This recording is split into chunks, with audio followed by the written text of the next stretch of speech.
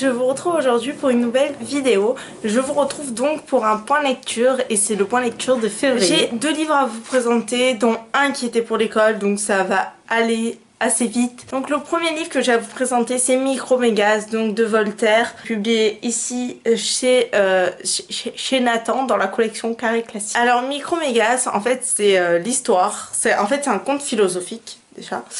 Écrit par Voltaire, donc Voltaire il date du siècle des Lumières, donc en 1750, voilà. Et en fait dans Micromégas, on va trouver en fait un géant qui s'appelle Micromégas, et Micromégas en fait ça veut dire petit et grand, ce qui est un peu con, voilà. Mais bon, on va trouver un géant qui habite sur une des planètes du truc Sirius. On dit que c'est un Syrien, voilà. Sirius comme...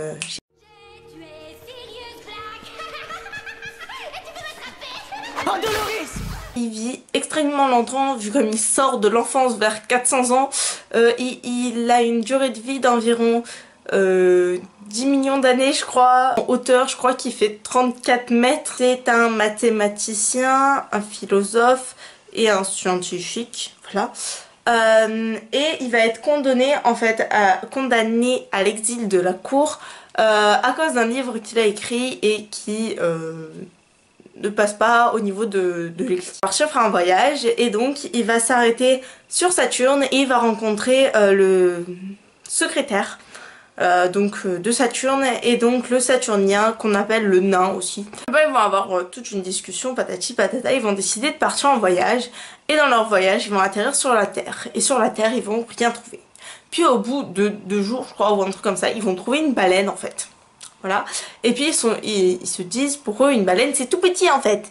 Pour eux c'est vraiment minuscule une baleine, alors que pour nous c'est...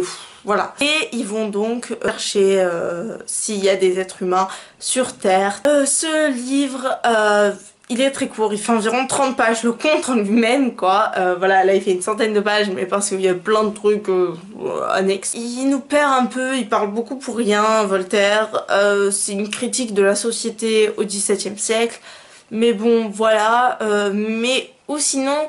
Si on oublie un peu, surtout ce premier chapitre qui nous largue complètement, où il y a 10 550 chiffres, ou sinon si on oublie ce premier chapitre, l'histoire, ça va. Elle est quand même assez bien, ça nous fait voyager, ça nous fait voir les humains d'un autre angle, parce que aussi ils remettent en cause le fait que les humains ne sont pas le centre de la Terre, enfin le centre du monde plutôt, et aussi que tout le monde est insatisfait, même les plus grands. C'est pas un cauchemar à lire, hein, loin de là. C'est un conte philosophique, mais on retrouve bien la facette un peu conte, tout ça. Donc moi, ça va, j'ai apprécié. Le point positif avec ces éditions, si vous voulez acheter ce livre, c'est que déjà, j'adore, au milieu, il y a un dossier image. Il y a chéri, dressé, gosse. Voilà. Là en fait par exemple je sais qu'à un moment il y a Cyrano de Bergerac et tout, et après ça te permet, il y a des questions qui te permettent en fait pour t'entraîner pour le bac, tout ça. Moi je l'ai pas fait. Donc c'est le tome 4 La Maison d'Hadès de Rick Riordan, ici publié chez le Livre de Poche. Les héros de l'Olympe, je pense que vous avez compris depuis le temps que je vous en parle combien ça compte pour moi. Ces livres, je les ai adorés. Le tome 3 finissait en cacophonie, et donc je me languissais trop de lire le tome 4. Mais avant de vous parler du tome 4, je vais quand même vous faire un petit résumé du tome 1. En fait, Les Héros de l'Olympe, c'est la suite de la saga Percy Jackson.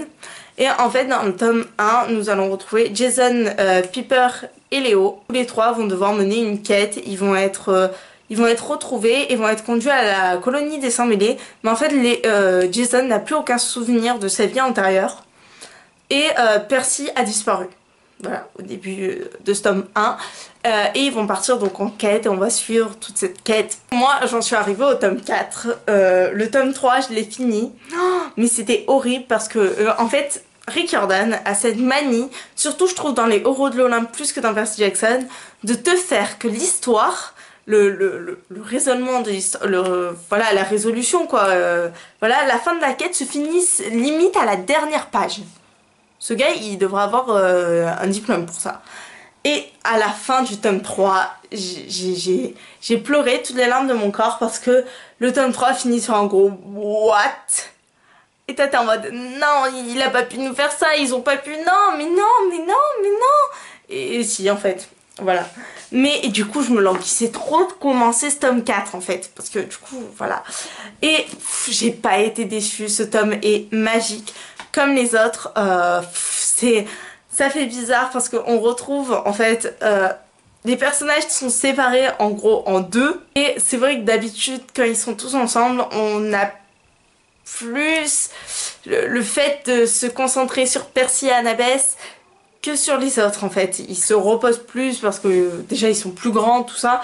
Et là les autres ils se sont retrouvés en mode solo. Nous nous débrouillons tout seuls. Parce qu'on découvrait les personnages d'une autre façon, mais quand même on retrouvait la facette qu'on aime bien d'eux. J'ai tellement aimé resuivre Percy et Annabeth. Il y a un personnage qui est réapparu alors que ça faisait trop longtemps qu'on l'avait pas vu. J'étais trop en mode ah là là là là, on a entendu parler de lui que 5 pages environ. J'étais en mode ah là là là là, voilà. Vous pouvez pas savoir comme cette saga me tient à cœur, vraiment. Enfin si, vous doutez bien, vu comme je vous fais gagner le tome 1 de Percy Jackson, donc c'est quand même que cette saga me tient beaucoup à cœur. Ce livre est toujours hilarant. Vous voyez tous les petits post-it bleus, c'est quand j'avais un truc pour mettre un post-it à côté et qu'il y avait une phrase hilarante. Léo, à un moment, m'a fait trop rire, en plus après j'avais cette musique dans la tête. Mais il a fait une blague, mais de merde, j'ai jamais entendu. Attendez. Franchement les potos, vous trouvez pas que ça fait un peu banane comme nom de ville, Split? Voilà, et du coup ça fait qu'après ça a continué. Après, on est arrivé. Bananana, bananana, banana split. Banana, banana split. Et genre quand Léo te sort ça en plein milieu, alors que toi t'es en mode mais Léo, vous conduisez limite à votre mort, arrête Léo, arrête. Mais non, Léo il veut pas arrêter. Ou sinon quand il me parle des seins dalmatiens, tu vois, tout ça. Par exemple, le palais... parce que, voilà, attendez, cette phrase aussi m'a fait très rire. Le palais de qui?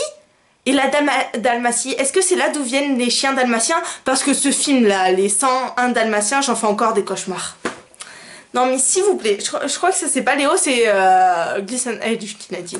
Mais s'il vous plaît, avec des personnages comme ça, comment on fait pour survivre? Entre ça, il y avait des blagues un peu de partout que j'ai adoré, comme toujours.